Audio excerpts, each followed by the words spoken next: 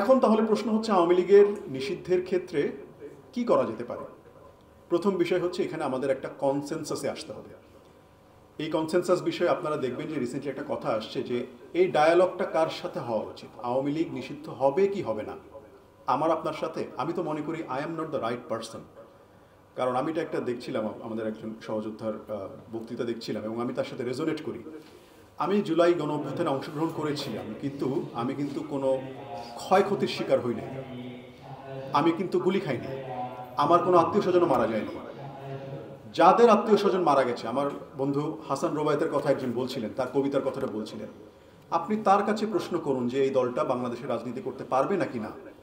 আপনি সেই শহীদ মাকে জিজ্ঞেস করুন, শহীদের মাকে জিজ্ঞাসা করুন, কিংবা সেই ছেলেটাকে যে চোখ হারিয়েছে শুধুমাত্র একটা দুঃশাসনের প্রতিবাদ করার অপরাধে নিরস্ত্র অবস্থায়, তার সাথে আপনার ডায়ালগটা হওয়া উচিত।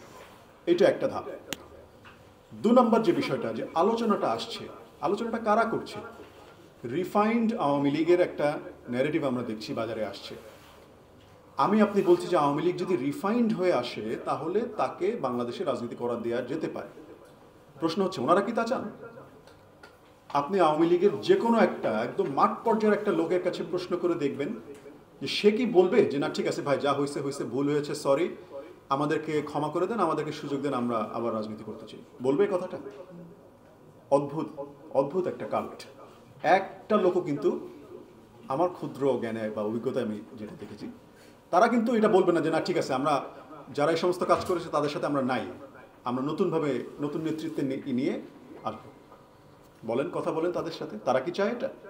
তারা যদি না চায় রিফাইন্ড ভার্সন, অথবা যাদের সাজা হয়েছে, যারা অপরাধ করেছে তারা সাজা পাচ্ছে, তাহলে আমাদের জন্য কেন এটা এত জরুরি হচ্ছে? এই প্রশ্নগুলো বৈষম্য বিরোধী ছাত্র আন্দোলন, আমি এই জন্য আবারও তাদেরকে অভিনন্দন জানাই, তারা রাজনৈতিক অ্যাম্বিশন এজেন্ডার বাহিরে রয়ে গেছেন। এটাই বাংলাদেশের জন্য দরকার ছিল, যে যারা সত্যিকার অর্থে জুলাইয়ের স্পিরিটকে ধারণ করে জুলাইয়ের যোদ্ধা, শহীদ এবং এই চেতনাকে যারা সামনে এগিয়ে নিয়ে যাবেন, এই প্রশ্নগুলো আমাদেরকে সামনে নিয়ে আসতে হবে। ও যদি রিফাইন্ড হতে না চায়, আমার কিসের দায় তাকে রিফাইন্ড করে তুলে আনার? কিংবা আমি আপনি একটা রুমের মধ্যে বসে সিদ্ধান্ত নিয়ে ফেললাম যে না ঠিক আছে, ইনক্লুসিভিটির জন্য, গণতান্ত্রিকতার জন্য তাকে আমার প্রয়োজন। শহীদের মা কিন্তু আজও আমাদের ট্রাইব্যুনালের সামনে বেশ কয়েকজন মানুষ, আহত মানুষ, বিচার প্রার্থী মানুষ, তারা বিক্ষোভ করছেন, কেন বিচার হচ্ছে না দ্রুত? আপনারা যেখানে যাবেন সেখানেই দেখবেন এই অসহায় মানুষগুলোর কান্না। এবং যেটা আমি একটু আগে বললাম, অসংখ্য মানুষ এখন জানেন না পর্যন্ত যে কোথায় গেলে তিনি একটু বিচার পেতে পারেন। আমরা যখন বিভিন্ন জায়গায় যাই, বিভিন্ন ঢাকার, ইভেন এটা এমন কথা না যে গ্রামগঞ্জের কথা বলছি, বিশ্ববিদ্যালয়গুলোতে আমরা গণশুনানি করি, গণশুনানিতে তখন নতুন নতুন চিত্র উঠে আসে, নতুন নতুন এভিডেন্স উঠে আসে। অনেক ছাত্ররা, তারা কিন্তু ইউনিভার্সিটির শিক্ষিত মানুষ, তারা পর্যন্ত জানেন না কোথায় তিনি বিচারটা পাবেন, কার কাছে গেলে তিনি বিচারটা পাবেন।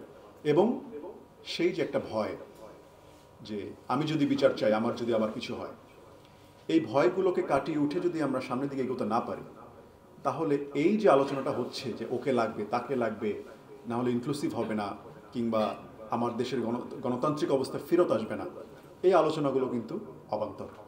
তো আমার বিশ্বাস, আমাদের প্রত্যাশা থাকবে বৈষম্যবিরোধী ছাত্র আন্দোলন এবং জুলাইয়ের স্পিরিটকে যারা ধারণ করেন, তারা এই প্রশ্নগুলো জাতির সামনে উত্থাপন করবে এবং এর মাধ্যমেই কিন্তু ন্যায্যতার কথাটা আসছে, এইটা নিয়ন্ত্রণ বা এটা নির্ধারণ হবে। আদারওয়াইজ আমি যদি আজকে কোনো একটা এক্সিকিউটিভ সিদ্ধান্ত দিয়ে দিই এক কথায়, এই সিদ্ধান্ত কখনো যদি আসে উল্টেও যেতে পারে। বাংলাদেশের মানুষকে সচেতনভাবে সিদ্ধান্ত নিতে হবে। অনেক সময় অনেকে বলতে পারেন যে একটা দল, তারা স্বাধীনতার জন্য তো কাজ করেছিল, এবং সেই রকম একটা দলকে আপনি একেবারে কিভাবে ইরিলেভেন্ট করে ফেলতে চান। আমি নিষিদ্ধ বলছি না, আমি বলছি ইরিলেভেন্ট করে ফেলতে চান।